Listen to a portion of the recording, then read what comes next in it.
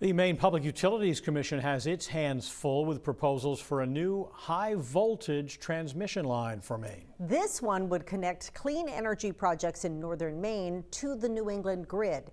News Center Maine's Hannah Deneen explains.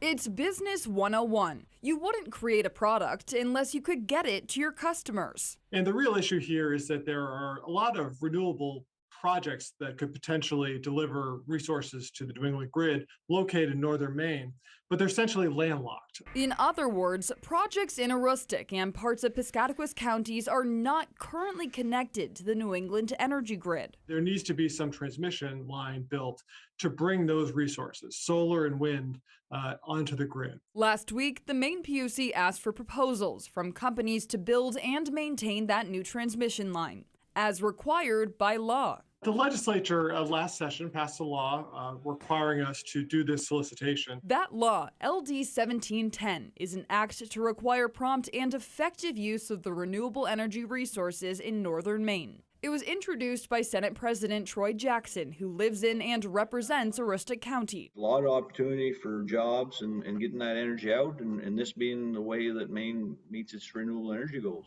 Right now, any clean energy power generated in Aroostook or northern Piscataquis counties has to go through the grid in New Brunswick before it makes it to any homes or businesses in Maine.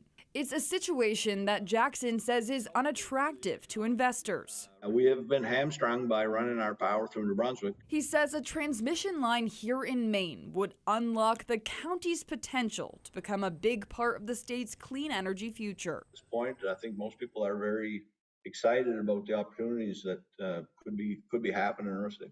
The PUC is requesting proposals through spring with the goal of selecting bids by next September. Hannah Deneen, News Center, Maine.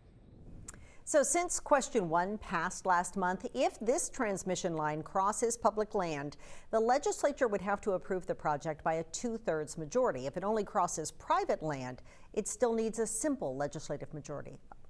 And Senate President Jackson says, considering that the legislature voted strongly in favor of this initial law, he believes the project will find continued support.